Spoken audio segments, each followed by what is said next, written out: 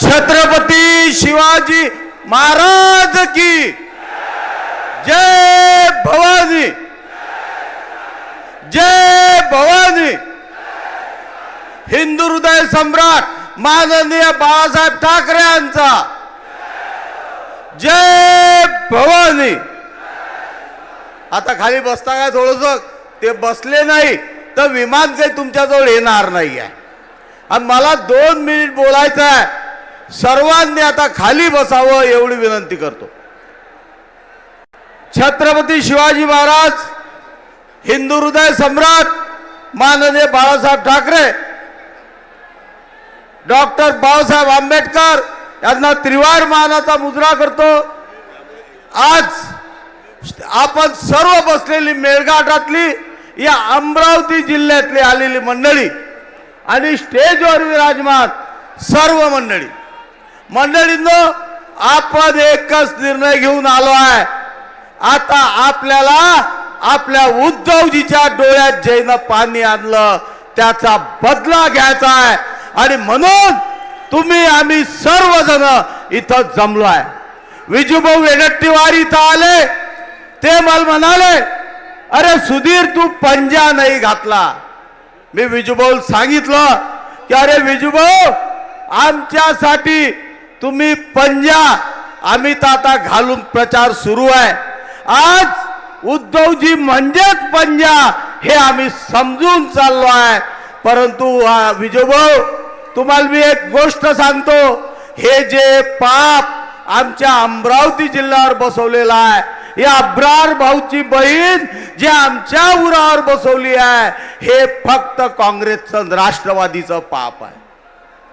हे ताई, हे यशोमती ताई, हे एवढी प्रेमाची आहे, एवढं या बाईले प्रेम दाटून आलं होतं की या बाईनं विचार नाही केला की या नालायकाईले आमच्या छातीवर बसवलं तर या जिल्ह्याचं वाटोळं होईल। परंतु तुम्हाला एक गोष्ट सांगतो, यशोमती ताई हे प्रेमळ आहे, या बाईनं तिला जवळ घेतलं, निवडून आणलं। पण तुम्हाला एक दुसरी गोष्ट सांगतो, माझे भाजपचे मित्र मला भेटले आमच्या जिल्ह्यातले, त्या भाजपच्या मित्रांनी हे सांगितलं, सुधीर भाऊ, यशोमती ताई सारखं प्रेमळ नाही, तिचं दुसरं रूप जे रागाचं आहे ते आम्हाला आवडते, परंतु आम्ही विचारी लोक आहोत। आता हे बाई 10 वर्ष काँग्रेस राष्ट्रवादीनं साथ दिल्यावर त्याची झाली नाही तर उद्या आमची होणार आहे काय? आणि म्हणून तेव्हाच त्या भाजपवाल्यांना ठरवलं आहे, विजूभाऊ तुमचं काय बऱ्या महाराष्ट्रातलं माहित नाही, पण आमच्या अमरावती जिल्ह्यातल्या भाजपवाल्यांनी ठरवलं आहे, ये अंदर की बात है, भाजप भी हमारे साथ है। म्हणून तुम्हाला स्टेजवरच्याला विनंती करतो, पुऱ्या जिल्हा महाराष्ट्रातल्या भारतातल्या भाजपवाले बोला, पण हेच बिचारे बळवंत भाऊले निवडून आणून राहिले, आमच्या सोबत आहे म्हणून तेले आता बोलू नका। अरे साहेब, अब्रार भाऊले सांगतो, त्या अब्रार भाऊच्या बहिणीच्या बाबतीत, अब्रार भाई, आज हमारे महाराष्ट्र में ऐसा आदमी है कि ज्यानं काँग्रेस फोडली, ज्यानं राष्ट्रवादी फोडली, आमची शिवसेनाही फोडली, आणि तो एवढा नालायक माणूस निघाला की तुमच्या बहिणीचं घरही फोडलं। म्हणजे आता तुम्ही जे बोलले की तुमची बहीण तुम्हाला आता जवळ पाहिजे, घरात पाहिजे, तिनं लेकरेवर लक्ष दिलं पाहिजे, ते इच्छा आता सन्माननीय घर फोडून ते पुरी केली। आज अशी कंडिशन झाली की ज्या माय रवी राणानं एवढे ते काय पूजा पाठ करून ते बायको केली, ते लग्न केलं आणि फडणवीसनं एका दिवसात त्याचा पक्षही संपवला आणि घरही अलग करून टाकलं। आणि आताच तुमच्या बहिणीनं परवा भाषण दिलं आणि तिच्यात सांगितलं भाजपवालेले, तुम्ही शांतपणा करू नका, मोदी फोदीची काही हवा नाही आहे। अरे म्हणे मागच्या वेळेस मी निवडून आली तेव्हाही मोदीची लाट होती, पण यशोमती ताईनं मला निवडून आणलं. आणि आता तर यशोमती ताई म्हणे माझ्या सोबत नाही आहे, ते बळवंत वानखेडेच्या सोबत आहे. आणि आता ते बळवंत वानखेडेला निवडून आल्याशिवाय काही राहत नाही. म्हणून तुम्हा सर्वांना एकच गोष्ट विजूभाऊ सांगून जातो, कारण की मला माहित आहे बाकी लोक बोलणार आहे.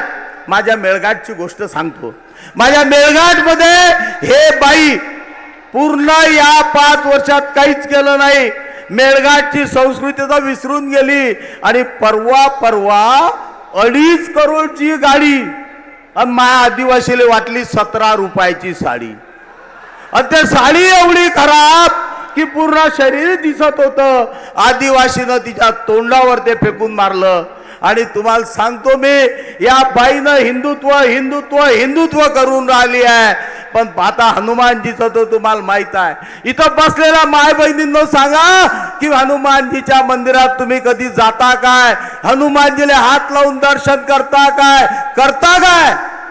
नाही करत. परंतु तुम्हाला सांगतो, या माऊलीनं बाल ब्रह्मचारी हनुमानजीचं ब्रह्मचर्य खराब करासाठी त्याला डोक्यावर घेतलं. आणि आता त्या डोक्यावर घेऊन बाल ब्रह्मचारी आता तिला जागा दाखवून देऊन राहिला. मागच्या शनिवारी तिचा पेंडाल उडाला. आणि आता हे सुरुवात झाली आहे. आणि आता चैत्राचं नवरात्र झालं विजूभाऊ. आमच्या त्या मेळघाट मध्ये काटकुम चूर्णिले त्या नवरात्रात या बाईनं पूजा ठेवली. सर्व आदिवासी बाईले बोलावलं. आणि त्या पूजेत कोणी शहनाज अख्तर नावाची बाई आली. या शहनाज अख्तरनं तिथं गाणं म्हटलं. तिथं नवरात्राचा घट मांडलेला. तिथं शहनाज अख्तर गाणं म्हणून राहिली, राम आएंगे. आणि माग रामाले नैवेद्य कायचा होता माहित आहे का तुम्हाला?